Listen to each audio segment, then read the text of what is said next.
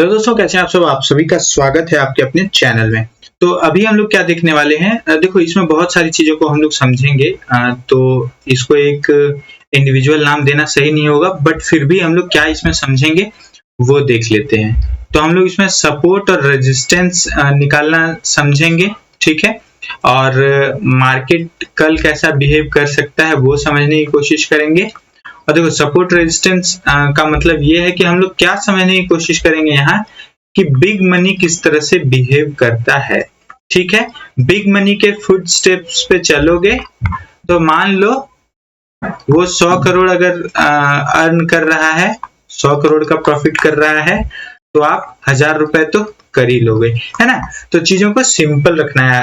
अब देखो डिपेंड करता है, एक लॉट की हम लोग बात कर रहे हैं, एक लॉट में 1000 रुपए तो प्रॉफिट कर ही लोगे इजी वे में। तो big move, big player, big money को पहचानना बहुत ज्यादा इंपॉर्टेंट है।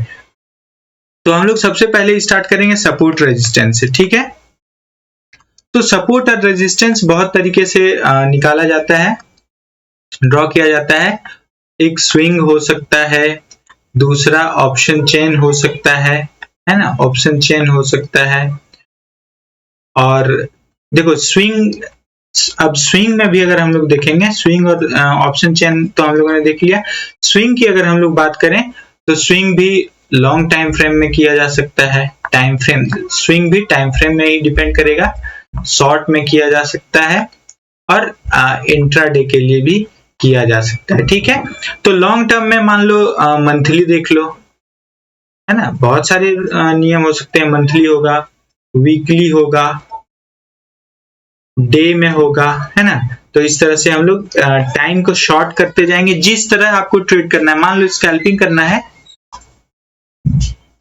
तो इसके लिए आपको क्या करना है, स्कैल्पिंग के लिए शॉर्ट टर्म में देखेंगे, है ना, टाइम फ्रेम शॉर्ट टर्म में देखेंगे। स्विंग्स हम लोग ढूंढेंगे, स्विंग क्या है वो भी हम लोग अभी समझेंगे। तो वो 5 मिनट का टाइम फ्रेम यूज कर सकते हो और 15 मिनट का टाइम फ्रेम। इंट्राडे के लिए सपोर्ट रेजिस्टेंस के लिए बेस्ट टाइम फ्रेम ये आप निकाल सकते हो, है ना। तो इस पे ही स्कैल्पिंग वगैरह कर सकते हो। स्कैल्पिंग के लिए ये हम लोग देखेंगे। इसी में हम लोग अभी बिग मनी कैसे बिहेव करता है वो भी देखने और समझने की कोशिश करेंगे। तो देखो स्विंग क्या होता है, मान लो मार्केट यहां से नीचे से, ये बेस है, नीचे से ऊपर आया और यहां से सेलिंग हुई इसकी, ठीक है। यहां से मार्केट नीचे गया, यानी ये हाई है, ये लो है, ठीक है। तो यहां से ये जब रिटर्न आया तो ये हम लोगों के लिए क्या हो जाएगा, एक स्विंग हो जाएगा, ठीक है। एक स्विंग ये हो जाएगा। मान लो यहां से मार्केट ऐसे जाता है तो फिर दूसरा स्विंग ये हो जाएगा। अब ये स्विंग कैसे हम लोग इसको समझेंगे कि ये स्विंग क्या है, तो सिंपल सा है। ये स्विंग जो हो जाएगा जहां से गिरा, देखो एकदम बेसिक हम लोग देख रहे हैं, जहां से गिरा वो रेजिस्टेंस हो गया और यहां से जहां से उठा ये सपोर्ट हो गया, ये भी एक सपोर्ट है ना।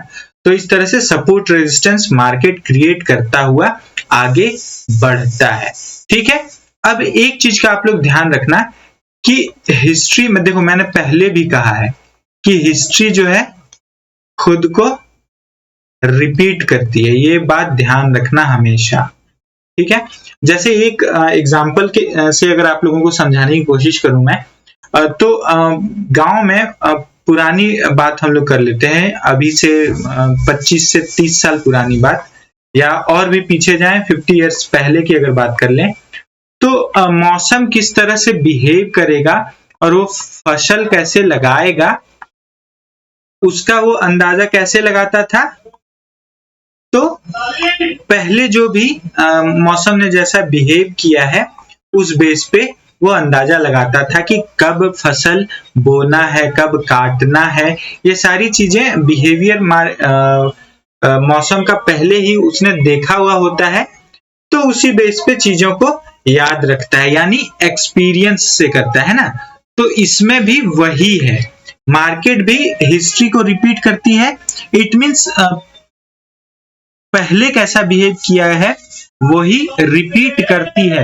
तो यहां देखोगे आप लोग कि यहां जिस तरह की का बिहेवियर है मार्केट का, अगर इस लेवल पे वो आएगा तो इसी तरह का बिहेव करने की कोशिश करेगा, है ना। देखो अब यहाँ अगर हम लोग इसको अगर एक बिग प्लेयर या बिग मनी की अगर बात करें तो ये देखोगे यहाँ पे इसने यहाँ पे मान लो सेल किया, जिसने भी सेल किया, ठीक है। तो ये जब यहाँ फिर से मार्केट आएगा तो एक सेलिंग की कोशिश होगी ही होगी, है ना। तो देखोगे आप लोग यहाँ से ये नीचे जाता हुआ भी दिख रहा है ना। तो ऐसा वर्क करता है। यहाँ देखो सेलिंग थी, सेलिंग आई, है ना। यहाँ पे बाइंग थी, यहाँ पे देखोगे बाइंग, इस लेवल पे जब मार्केट आया तो फिर एक बाइंग हुई, है ना, बाइंग हुई यहाँ पे। तो मार्केट इस तरह ही बिहेव करता है। अब देखो स्विंग की अगर हम लोग बात करेंगे तो ये एक स्विंग था, ठीक है। अब इसमें हम लोग ट्रेड करेंगे कैसे, तो ये अगर ब्रेक करता, इसके ब्रेकआउट पे हम लोग ऊपर की ओर जाते, यानी हम लोग बुलिश हो जाते। तो यहां देखोगे ये ब्रेकआउट हुआ, एग्जैक्ट देखोगे आप लोग सपोर्ट भी यहां पे ही इसने लिया और इससे ये ऊपर चला गया, ठीक है। तो मार्केट इस तरह ही बिहेव करता है। पीछे भी अगर हम लोग देखने की कोशिश करें, समझने की कोशिश करें, कुछ एग्जांपल्स देखें तो उससे भी आप चीजों को समझोगे वहां पर, ठीक है। यहां देखोगे आप लोग, यहां पे एक सेलिंग है, ठीक है। तो इस लेवल पे अगर मार्केट मिलेगा तो ऐसी ही देखो सेम लगभग कैंडल, इस तरह का ही कैंडल आपको मिलता हुआ नजर आ रहा है ना। तो मार्केट उस तरह बिहेव करता ही करता है। तो इसको पहचानना होगा आपको। ये जब पहचान लोगे तो ही अच्छे प्रॉफिटेबल बन सकते हो। देखो एक यहाँ पे गैप अप ओपन हुआ, गैप अप ओपन हुआ, ठीक है। इस रेंज में सेलिंग के रेंज में आया, फिर यहाँ से सेलिंग मिलती हुई नजर आ रही है ना। यहां भी देखोगे आप लोग, इसको अगर यहां देखो तो यहां से भी सेलिंग हुई, यहां से सेलिंग हैपनिंग हुई, यहां भी देखोगे सेलिंग है। ये बड़ा सा कैंडल है, ये एक सपोर्ट की तरह बिहेव कर रहा है ना। तो इस तरह से मार्केट को आपको देखना होगा। देखो अपने आंखों को ट्रेन करना होगा, समय लगेगा इसमें, टाइम तो आपको देना ही पड़ेगा, तभी चीजों को सीख पाओगे। ये अगर आप लोगों को अच्छा लगे तो आप लोग जरूर कमेंट करना, कमेंट करके बताना चीजों को, और कोई डाउट भी रहे तो वो भी डिस्कस कर लेना, ठीक है। अब देखो सिंपल रखते हैं, कल मार्केट का बिहेवियर कैसा क्या हो सकता है, सिंपल रखते हैं। गैप डाउन, गैप डाउन कहाँ होना अगर होता है तो हम लोग सेलिंग की ओर जाएंगे। गैप डाउन अगर ये 18,930 के नीचे होता है तब हम लोग नीचे की ओर मार्केट को देखेंगे। और नीचे की ओर कहां तक हम लोग देखेंगे, कहां तक देखेंगे, तो पहला 18,900 तक देखेंगे, और ये लेवल ब्रेक करने के बाद दूसरा जो सपोर्ट हमारा हम लोग को मिलेगा 860 पे मिलेगा, ठीक है। तो इस तरह से ही देखेंगे। अगर ऊपर की हम लोग बात करें, देखो अब सेलिंग प्रेशर मैंने कल भी कहा था, लास्ट जो शॉर्ट्स प्रोवाइड किया था, तो 860 के नीचे अगर मार्केट जाता है तो 18,000 तक पहुंच सकता है, और 18,000 पे एक छोटा सा सपोर्ट की तरह बिहेवियर होगा। देखो क्योंकि ये 80H पे है अभी मार्केट, ऑल टाइम हाई पे है, अभी ट्रेड कर रहा है, तो उस तरह से ही चीजों को देखना होगा। अब ऊपर की अगर हम लोग बात करें तो सिंपल रहेगा।